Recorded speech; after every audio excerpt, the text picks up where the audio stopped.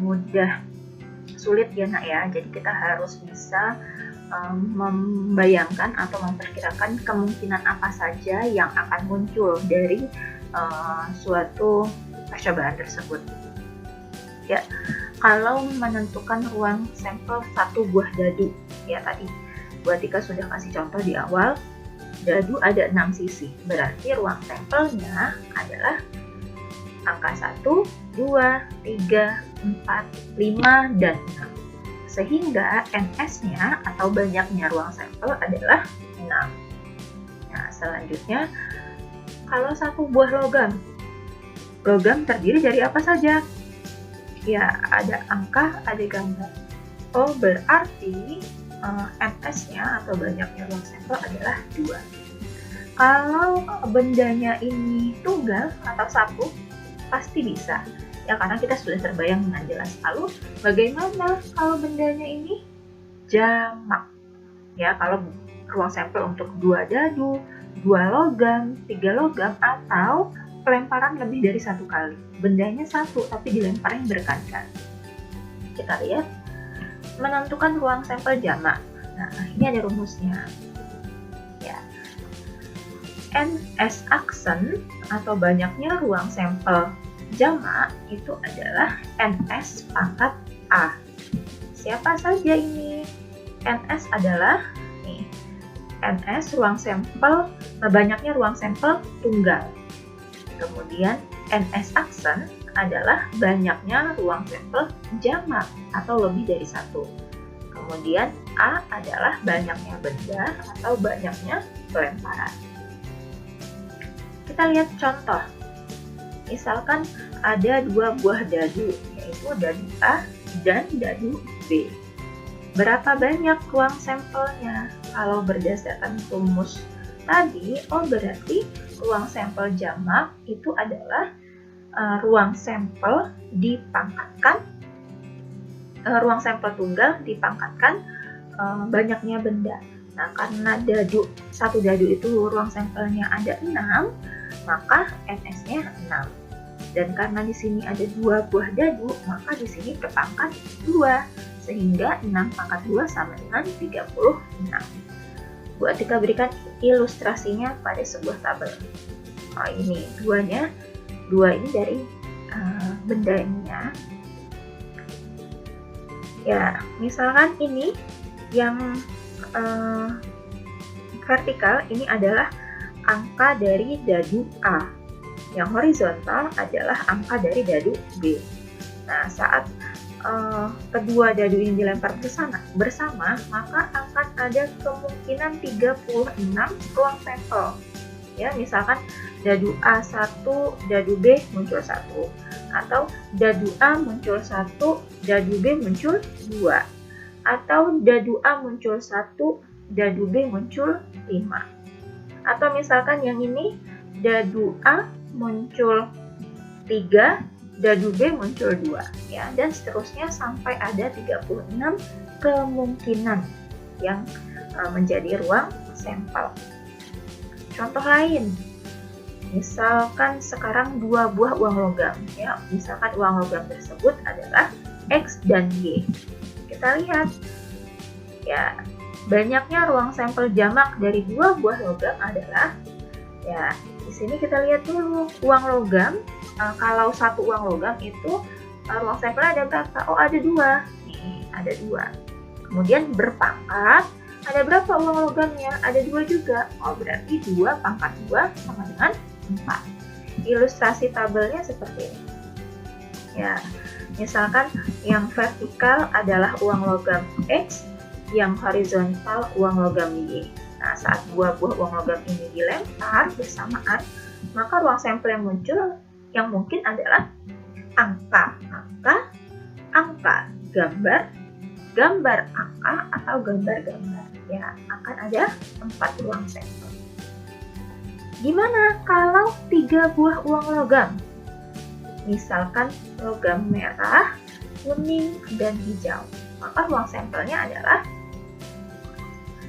ya, banyaknya ruang sampel jamak adalah 2. Ini dari ruang sampel satu uang logam. Ya, kemudian di sini berpangkat 3 karena ada 3 uang logam. Dan sehingga 2 pangkat 3 sama dengan 8.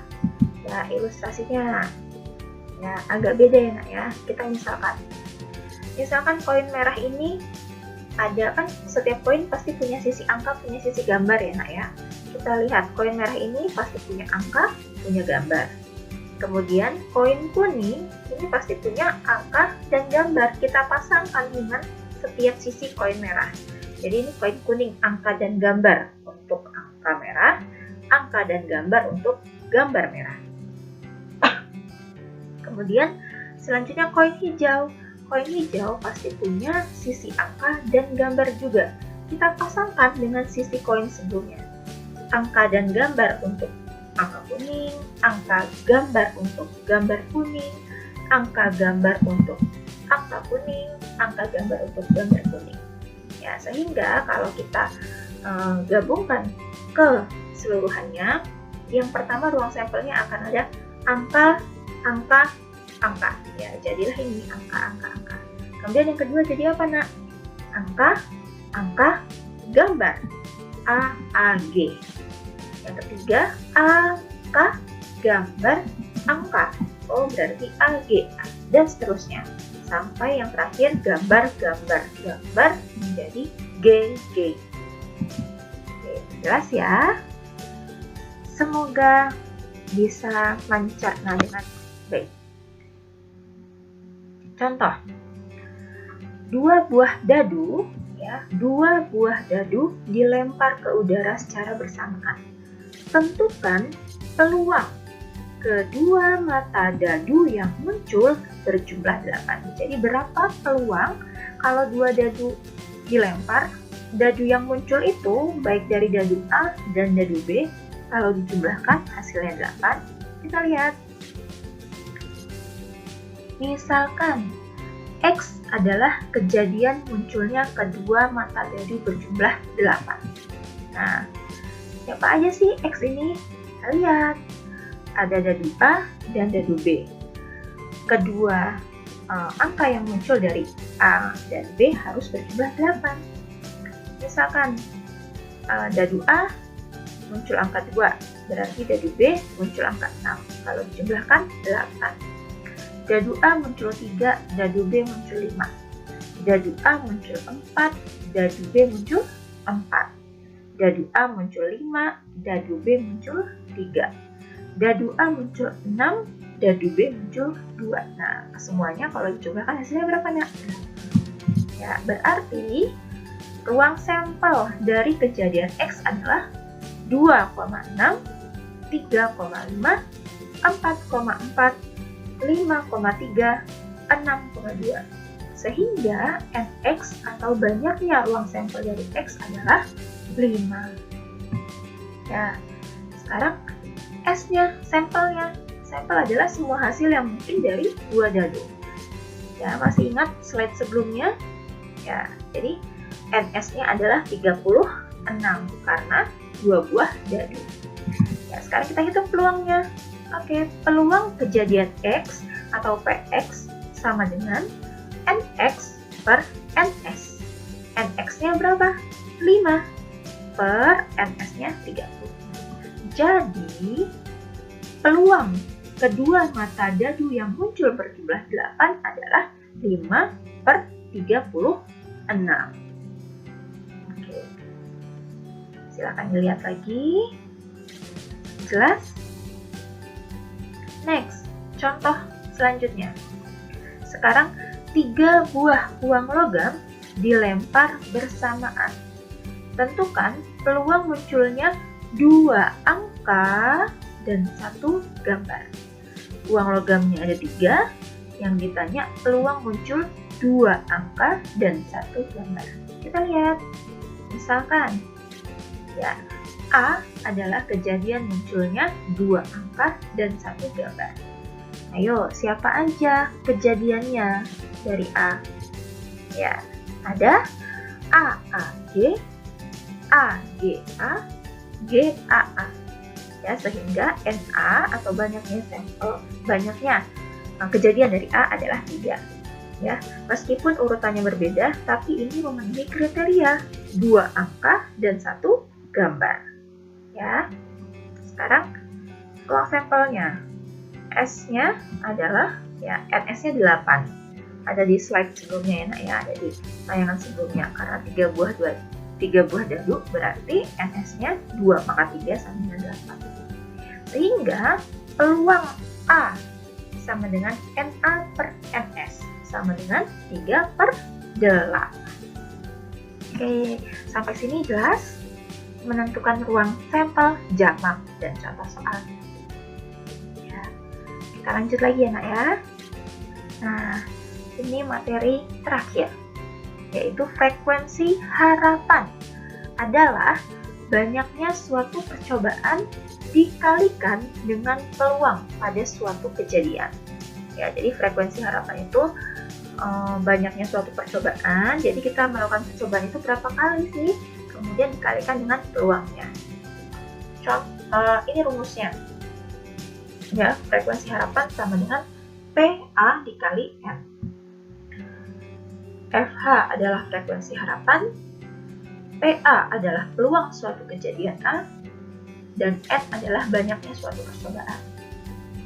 Contoh, ya, sebuah dadu dilempar sebanyak 100 kali. Ya, tentukan frekuensi harapan munculnya angka prima. Ya, kita lihat. Nah, A, kejadian A, berarti A-nya adalah munculnya angka prima. Angka prima pada dadu itu ada siapa aja, Nak? Ada angka 2, angka 3, dan angka 5. Ya, bilangan prima dari mata dadu. Sehingga NA-nya berapa? NA-nya 3. Ya, kemudian NS dadu ada berapa NS-nya? Ada 6 ya, karena satu dadu ruang sampelnya ada 6. Nah, kita cari dulu peluangnya.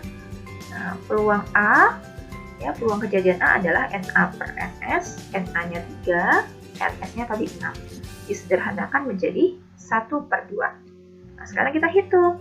Jadi, frekuensi harapan rumusnya adalah peluang A dikali N. Peluangnya berapa tadi dapatnya? Setengah. Ya, 1/2 dikali N. N-nya berapa kali dilemparnya? 100. Oh, berarti 1/2 dikali 100 sama dengan berapa? 50. Ya, jadi frekuensi harapan munculnya angka prima dari 100 kali lemparan dadu adalah 50. Oke, cukup di sini materinya. Kalau ada pertanyaan, boleh ditulis di chat WA di bawah ini.